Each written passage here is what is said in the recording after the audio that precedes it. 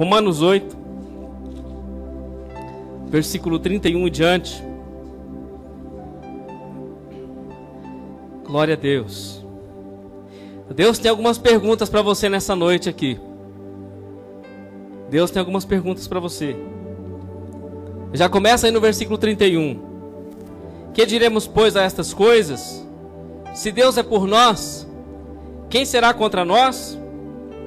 Aquele que nem mesmo a seu próprio Filho poupou, antes o entregou por todos nós, como não nos dará também com ele todas as coisas?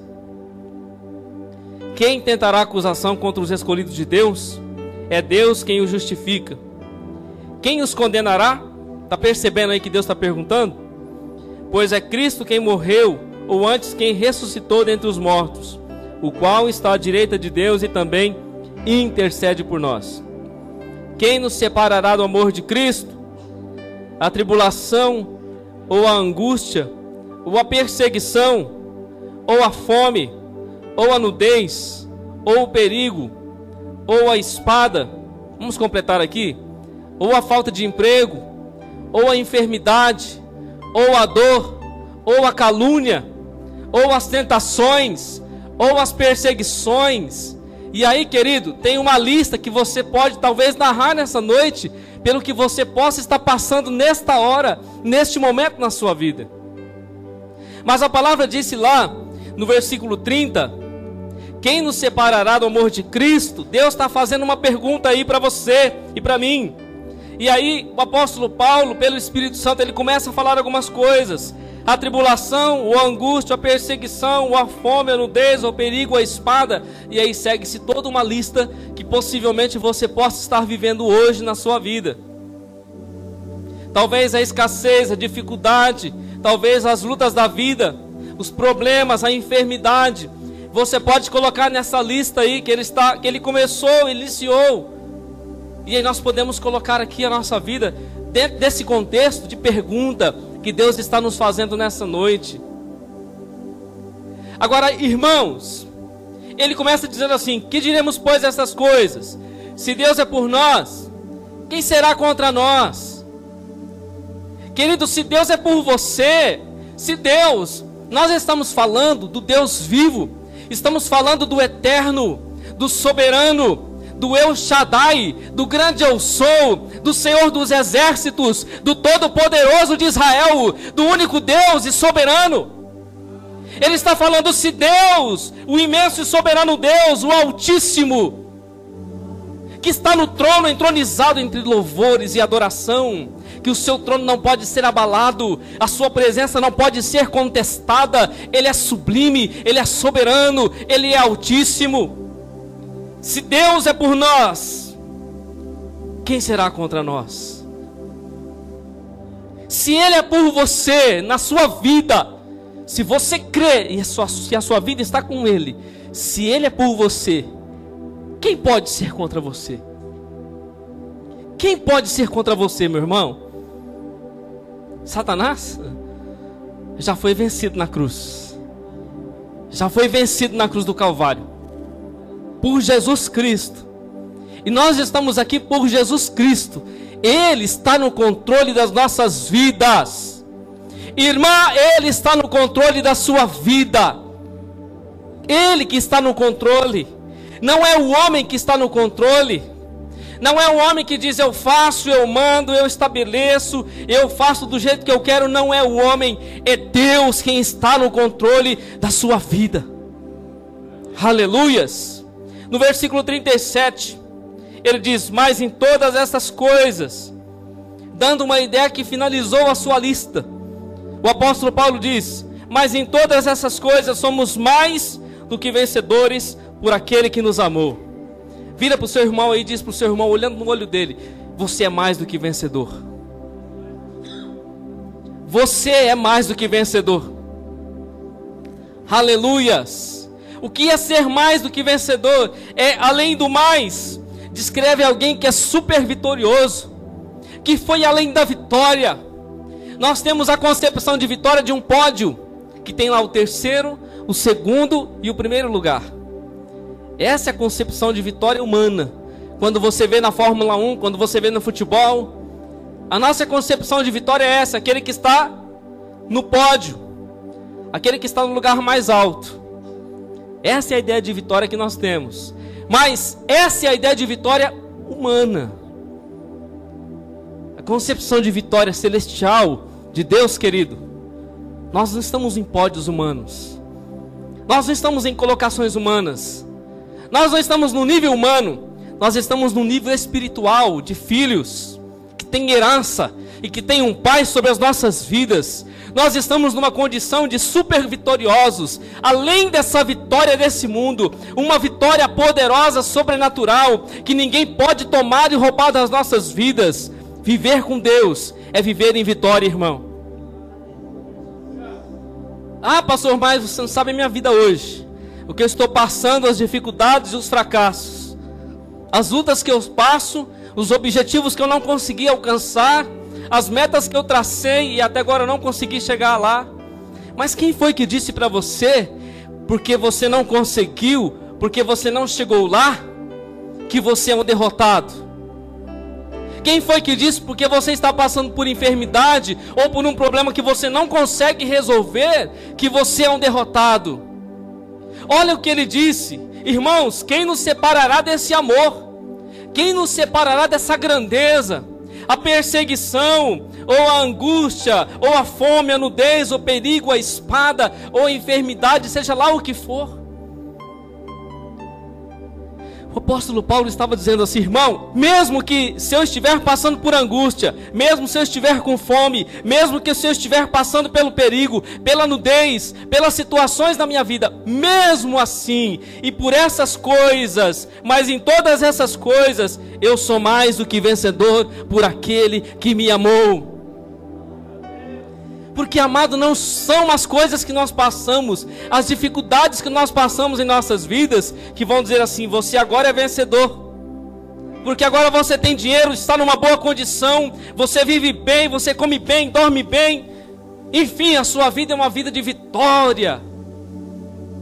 E aí, se está tudo bem, se tem tudo, se tudo vai bem, você é vitorioso. Mas se nada vai bem, se você está em dificuldade, está em luta, está em opressão, está em perseguição, aí você não é vencedor. Mas não é isso que a palavra de Deus diz. O apóstolo Paulo diz: mas em todas essas coisas. Em quais coisas, queridos? Quais coisas? Ele disse um pouco antes: na perseguição, na fome, na nudez, no perigo, na espada, no problema não resolvido, na dificuldade que eu passo, talvez nas fragilidades que eu tenho, nos traumas, nas coisas que me perseguem. Ele está dizendo: mesmo em tudo isso que eu passo, mas em todas essas coisas, eu sou mais do que vencedor por aquele que me amou. Porque a minha vitória e a sua vitória está em Jesus Cristo. Aleluias. Olhando para Jesus, querido, na cruz, nós poderíamos dizer assim: Jesus moribundo na cruz do Calvário. Poxa, mas Jesus venceu? Se ele morreu na cruz, se ele não tinha culpa, se ele não tinha pecado, e morreu na cruz moribundo, foi perseguido, passou por tudo que passou, foi cuspido na sua face, levou bofetada, chicoteado, por fim pregado numa cruz, e morre numa cruz. Mas a palavra de Deus diz: mas em todas essas coisas, nós somos mais do que vencedores por aquele que nos amou. Porque o maior fundamento, querido, do reino de Deus está na ressurreição de Jesus Cristo. Nós só estamos aqui porque Jesus ressuscitou, porque Ele está vivo sobre a sua vida e a minha vida. Agora, irmãos, eu vou falar uma coisa para você. Parece que Jesus não ressuscitou para alguns. Parece que tem muito crente que Jesus não ressuscitou para ele, porque ele valoriza tanto a prova, ele valoriza tanto as lutas, e ele murmura, ele reclama, ele diz: Deus não é comigo, Deus não está olhando para mim. Olha o que eu estou passando, como que pode um servo de Deus passar por isso? Ou passar por aquilo, talvez por uma teologia falsa da prosperidade que estão pregando por aí. Muitos estão sendo levados por isso. porque se eu não tiver uma casa boa, um carro bom, uma boa vida, dinheiro no banco, então Deus não é comigo. Essa farsa, esse engano do maligno tem roubado muitas pessoas de Deus, querido. O falso evangelho da prosperidade. Porque se eu tenho, Deus é comigo. Se eu não tenho, então Deus não é comigo. Isso é uma mentira, amados. Isso é uma mentira, porque a palavra de Deus diz: se nós esperarmos em Cristo só nesta vida, somos os mais miseráveis de todos os homens. Irmão, quando eu entro aqui nessa igreja, ou como eu vivo como igreja, porque isso aqui não é igreja, é só um prédio, igreja somos nós. Eu não vivo como igreja olhando para o que eu tenho fora, porque o que eu e você nós temos fora é perecível, irmão. Da mesma maneira que vem, pode ir, é passageiro, efêmero, um dia acaba, amado. Mas existe uma coisa que não acaba.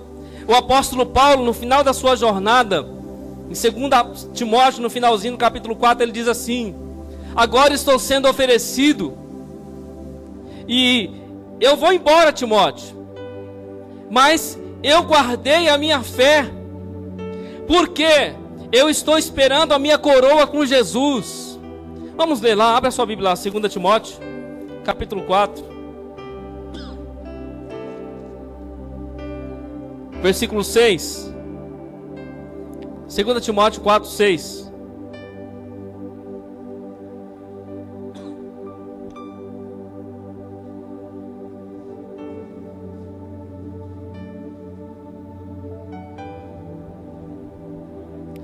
Amém? Porque já estou sendo oferecido por aspersão de sacrifício, e o tempo da minha partida está próximo. Combati o bom combate, acabei a carreira, guardei a fé. Desde agora, a coroa da justiça me está guardada, a qual o Senhor justo juiz me dará naquele dia, e não somente a mim, mas também a todos que amarem a sua vinda. Amém? Olha o que ele disse aqui, querido: combati o bom combate, acabei a carreira, guardei a fé. O apóstolo Paulo disse assim: irmão, combati o bom combate, acabei a carreira, guardei as minhas mansões, os meus apartamentos, os meus carros importados. Eu combati o bom combate, irmão, acabei a carreira, deixei uma herança poderosa para os meus filhos. Não, ele disse: irmão, eu combati o bom combate, eu acabei a minha carreira, eu fiz o que eu tinha que fazer na terra para Deus, e agora eu guardei o que é mais precioso, a minha fé. Porque a fé, querido, que vai nos levar a Deus, a fé que vai nos confirmar em Deus, na eternidade. E se tem uma coisa que agrada a Deus, que a Bíblia diz em Hebreus capítulo 11, e versículo 6, é a fé. Porque ele diz: olha, sem fé é impossível agradar a Deus. Hebreus 11, 6 diz isso. Ora, sem fé é impossível agradar a Deus. Mas a nossa fé não é usada para o nosso bel prazer. A nossa fé é usada para termos comunhão com Deus. Eu vou te explicar, querido, por que você tem fé e por que você precisa de fé. Em Gênesis capítulo 2, a Bíblia diz que Deus vinha na viração da tarde e passeava com Adão no Éden. Deus, o próprio Deus, aparecia na tardezinha e Deus caminhava com Adão, conversava com Adão, compartilhava com Adão. Depois Deus se ia, mas estavam juntos. Passava o outro dia, Deus vinha novamente e eles estavam juntos. Mas um dado momento, um certo dia, quando Adão peca, desrespeitando a Deus, naquele dia Deus veio para ter com Adão novamente. Adão estava escondido, porque agora desobedeceu, tinha vergonha de ouvir a voz de Deus e de estar diante de Deus. Todo aquele que desobedece, ele tem vergonha de se chegar diante de Deus. Por quê, querido? Porque ele sabe que ele violou o princípio, que ele desobedeceu a voz do Senhor. Agora, por que nós precisamos de fé para nos achegarmos diante de Deus? Porque quando Adão peca, todos pecaram. A Bíblia diz que todos pecaram e destituídos destituídos é afastados, é separados, é distanciados da glória de Deus. E agora que estamos distanciados, mas fomos trazidos de volta por Jesus, pela cruz. Mas só que Deus agora não vem mais na viração da tarde para estar comigo e com você. Deus não vem mais, querido. E agora a forma de nós nos aproximarmos dele, e de termos comunhão com ele, e de passearmos no jardim com ele, é pela fé, meu irmão, que nós entramos na presença de Deus. É pela fé que nós caminhamos com ele, e que nós vivemos com ele. Aleluias! Olha a importância da sua fé e da minha fé diante do Senhor. Por isso, querido, a palavra de Deus diz assim: aquilo que o olho não viu, aquilo que o ouvido não ouviu, aquilo que não subiu no seu coração, são as coisas que Deus está preparando. Detalhe, Deus está preparando para aqueles que o amam. Tem muita gente enganada por aí, dizendo: quando eu chegar no céu eu vou pedir perdão para Deus, eu vou entrar nas moradas eternas e eu vou viver no amor de Deus. A palavra de Deus está dizendo claramente que Deus está estabelecendo coisas grandes, firmes e fortes que eu e você não sabemos, que o nosso olho não viu, que o nosso coração não sentiu, não percebeu, que os nossos ouvidos não ouviram. Tudo isso está sendo preparado para aqueles que o amam. Que o amam. Se tem uma coisa, amado, que Deus, Ele é rigoroso. Deus é fiel quem é fiel com Ele. Deus ama quem ama a Ele. Mas a Bíblia também diz que o desejo de Deus é que todos os homens se salvem e venham ao pleno conhecimento da verdade. A Bíblia diz também que Deus amou o mundo de tal maneira que entregou o seu Filho. Esse é o amor ágape, é o amor da entrega, é o amor total pelos homens. Só que Deus ama o homem, mas Deus não ama o pecado que está no homem.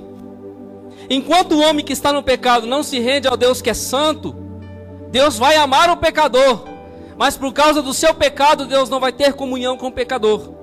Porque a palavra de Deus diz que as nossas iniquidades, ou seja, os nossos pecados, eles fazem separação entre nós e o nosso Deus.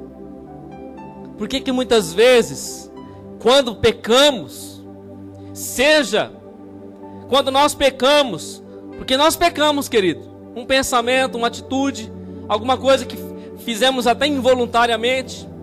Quantas vezes pecamos ou voluntariamente, sabendo que está pecando, está fazendo, ou fazendo involuntariamente, sem saber que aquilo é pecado?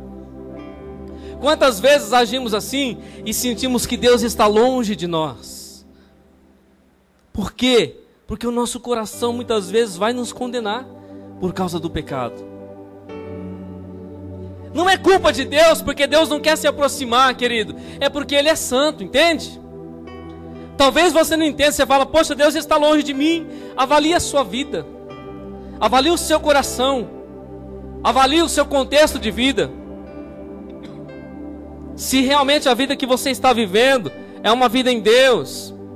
Talvez você sente afastamento do Senhor e diz assim: poxa, Deus não está nem aí para mim. Mas olha para a sua vida, porque a Bíblia diz que o que faz afastamento de nós e de Deus é as nossas iniquidades, é o nosso pecado. Estou falando isso, querido, para reflexão do seu coração. Hoje é um culto de ceia, amém? Nós passamos mais um mês e vamos cear nessa noite na presença do Senhor. Mas o que tem afastado você, querido, desse grande amor de Deus? As perseguições da sua vida, as metas não alcançadas, as dificuldades que você passa. O que faz você descer da cruz? Eu te pergunto nessa noite. Se nós estamos crucificados com Cristo, como a palavra de Deus diz, o que nos faz descer da cruz? Talvez um chefe no trabalho que olha para você indiferente ou que te trata indiferentemente. Talvez alguém da família que te traz amargura e decepção. Eu não sei. Mas a palavra de Deus pergunta para mim e para você nessa noite. Talvez um esposo que não tem interesse, a esposa que não tem interesse pelas coisas de Deus. Eu não sei o que, mas Deus sabe. Mas o que tem te separado da sua vida do Senhor? O apóstolo Paulo, querido, ele falou essas coisas porque ele vivia essas coisas. E ele disse: irmão, mesmo com tudo isso que eu passo, mesmo em todas essas situações da minha vida, eu sou mais do que vencedor por aquele que me amou. Você quer ver outro exemplo? Filipenses no capítulo 13, que todo mundo gosta de ler, e é bastante conhecido, tem bastante nos carros por aí. Filipenses capítulo 4, versículo 13. Esse texto muitos já sabem de cor. Diz assim, Filipenses 4,13: posso todas as coisas naquele que me fortalece. Posso todas as coisas naquele que me fortalece. Mas você já leu o versículo 12? Olha o que ele diz no versículo 12: sei estar abatido, sei também ter abundância. Em toda maneira, em todas as coisas, estou instruído, tanto a ter fartura, como a ter fome, tanto a ter abundância, como a padecer necessidade. Servo de Deus instruído, porque ele sabia que ele podia todas as coisas naquele que o fortalecia. Irmão, Jó, a Bíblia diz, Jó capítulo 1, se você ler o capítulo 1 e 2 de Jó, você vai ver que fascinante o que aconteceu com Jó.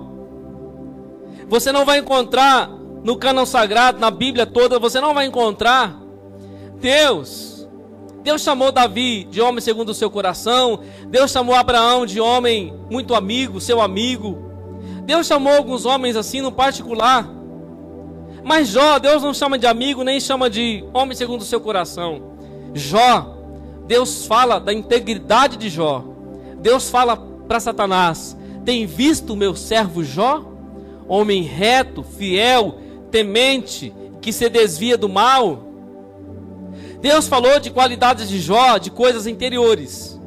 Deus falou de qualidades interiores, de integridade, que eu não posso ver em você e você não pode ver em mim.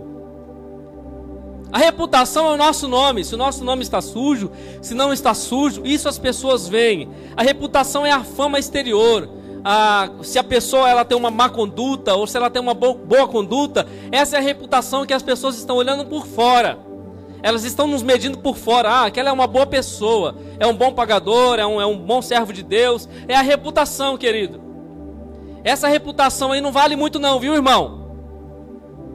Vale sim, você tem que viver, ter o seu nome, ter a sua vida certinho.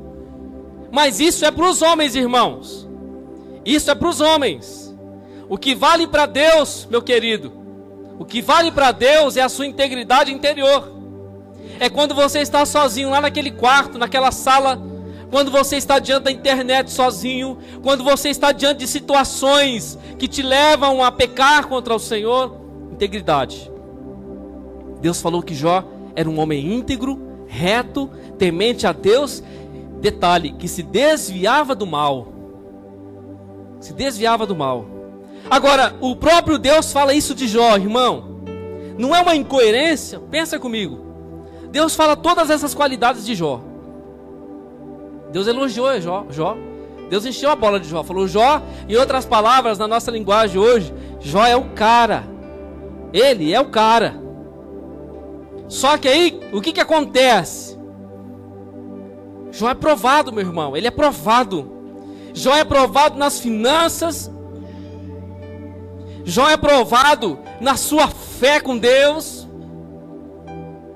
Jó é provado na sua família, nos seus sentimentos. Jó é provado na sua carne, no seu corpo. Jó é provado em todas as instâncias de um ser humano. Ele foi provado na fé, foi provado no espírito, na alma, no corpo. Foi provado na sua vida material. Ele foi provado em tudo. Deus provou Jó. Deus não tentou Jó, ele provou a Jó. E aí, querido, quando o Jó passa por toda aquela situação que ele passou, ele perdeu os filhos, ele perdeu casa, ele perdeu a reputação. Tá vendo que a reputação não adianta muita coisa? Ele perdeu o nome, querido. Ele ficou lascado, em outras palavras. Ele ficou perdido. A Bíblia diz que depois que Jó passou por tudo, pelo flagelo que ele estava, que ele ficou leproso, ele se assentou no chão, no monturo, E ele pegou um caco de telha e começou a se coçar. Ele amaldiçoou o seu dia, o dia que ele nasceu. Ele falou: por que eu vim ao mundo? Eu não poderia ter vindo a esse mundo. Jó não blasfemou contra Deus. Ele não murmurou contra o Senhor. Ele disse: por que eu vim nesse mundo? Eu não mereço, não sou digno. Mas ele, nem um momento do seu flagelo. Porque, querido, fala a verdade, Jó merecia. Eu pergunto para você, amado, Jó merecia passar por tudo que ele passou? Sim ou não? Não merecia, irmão. Olhando na nossa ótica humana, fala assim: poxa, mas Deus foi muito severo com Jó. Não, querido. Não. Porque Jó, ele está na galeria da fé. Ele é um dos vencedores. Jó, ele diz como Paulo disse: porque em todas essas coisas eu sou mais do que vencedor por aquele que me amou. Porque no final da sua história, Jó diz assim: eu sei quem tenho crido, e eu sei que o meu Redentor vive, e que por fim ele se levantará sobre a terra. Aleluias.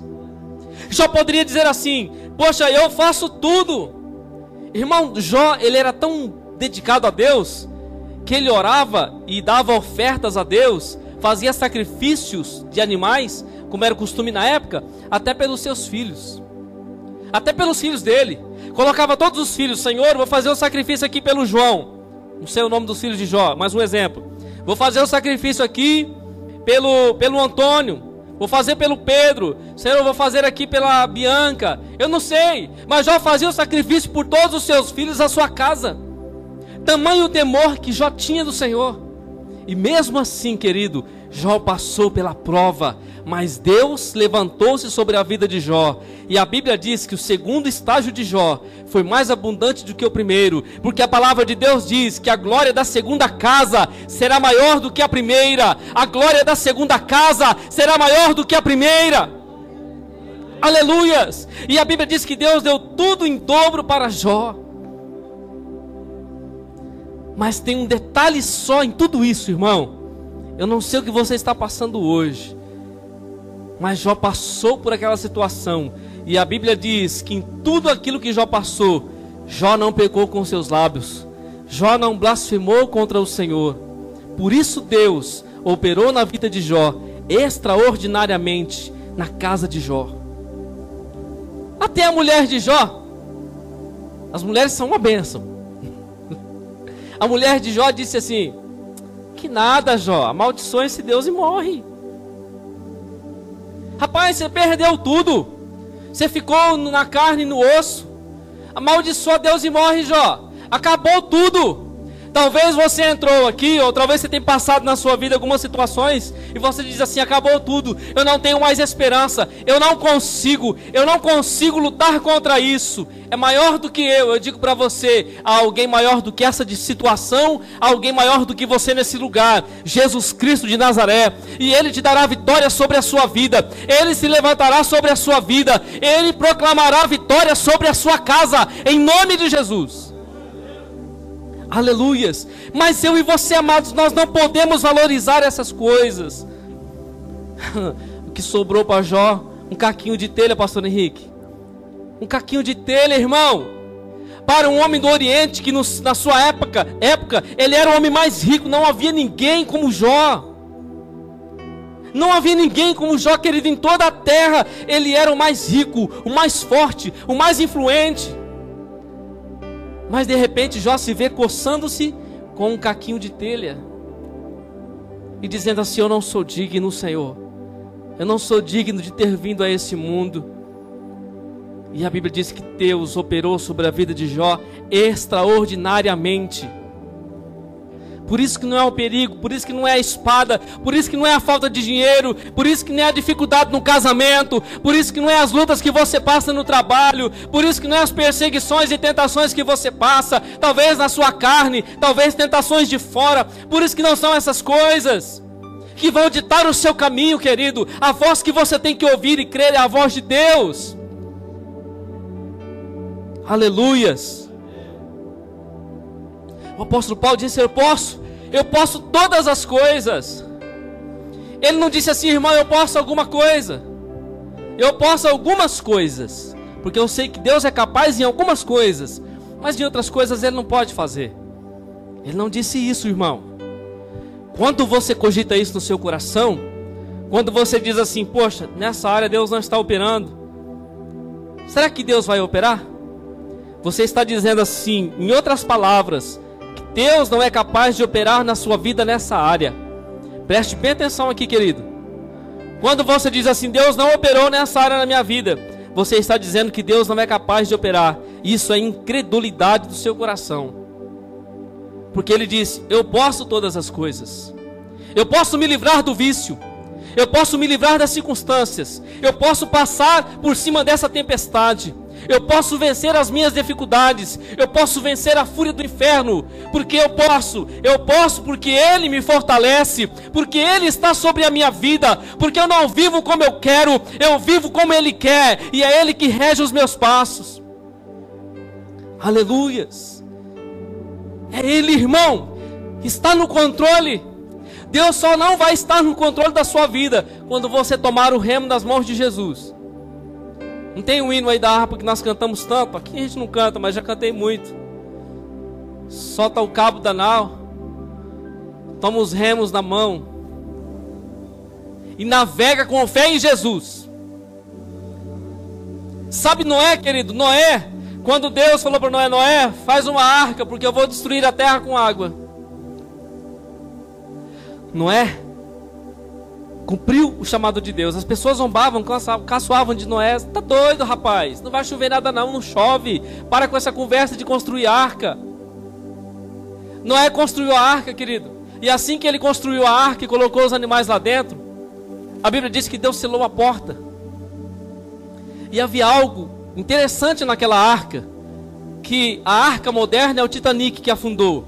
Mas a arca de Noé, comparada com o Titanic de hoje, o Titanic tinha algo que a arca de Noé não tinha. Leme. O Titanic tinha leme. E os homens que estavam no controle do leme levaram o Titanic para o iceberg. E o Titanic bateu e afundou com toda a tecnologia que tinha. A arca de Noé não tinha leme, não estava no controle de Noé, estava no controle de Deus. Por isso que ela não afundou, por isso que ele estava seguro, porque era Deus quem navegava com Noé naquela arca. Assim é a sua vida, querido. Não é você que tem que controlar o seu barco, é Jesus que tem que guiar a sua vida todos os dias. Porque se você guiar o seu barco do seu jeito, você pode se afundar. Mas se você deixar na mão do Senhor, querido, você terá vitória. Ele te levará para um monte seguro e lá você celebrará com Ele a tua vitória. Aleluias. Por favor, irmão, não coloque um lemezinho no seu barco. Não pegue nesses remos, querendo você mesmo conduzir o seu caminho. Ah, eu vou por aqui, porque aqui é bom, porque aqui vai dar certo para mim. Irmão, para o crente não dá certo isso aí. Eu já vi que não dá certo. O Diácono Henrique, eu já vi que não dá certo. Irmão, quantas vezes eu falei assim, eu vou fazer assim, eu vou fazer por aqui que vai dar certinho. Aí eu dou um passo, dois, já deu errado. Eu falei, Deus, me perdoa. Porque eu queria tomar o remo na mão, e eu queria fazer do meu jeito. Eu digo, não, Senhor, faz do seu jeito, porque do seu jeito é melhor. O Senhor vai me levar para um lugar seguro, e eu vou ter vitória sobre os montes na presença de Deus. Amém? Fique nessa palavra, nessa fé, nessa noite, no seu coração. Quem nos separará do amor de Cristo? Fica essa pergunta aí para você, querida. Talvez você veio para a igreja hoje, até discutiu com seu marido lá. Talvez você veio para a igreja hoje, o seu coração está apertado, talvez por dívidas, por dificuldades, por lutas, eu não sei. Você veio hoje procurando uma resposta, e Deus está dizendo para você, quem nos separará do amor de Deus? E eu digo para você, eu te dou essa resposta, com base naquilo que nós olhamos aqui na palavra de Deus. Ninguém nos separará do amor de Deus. Essa situação que você vive, ela não te separará do amor de Deus. Amém? Ela só vai separar você do amor de Deus se você olhar mais para ela do que para Deus. Agora, se você olhar para Deus, querido, Deus está no controle e Ele vai operar nessa área na sua vida e vai te dar a vitória com toda certeza, pela fé eu te digo isso, diante da palavra do Deus Todo-Poderoso. Amém?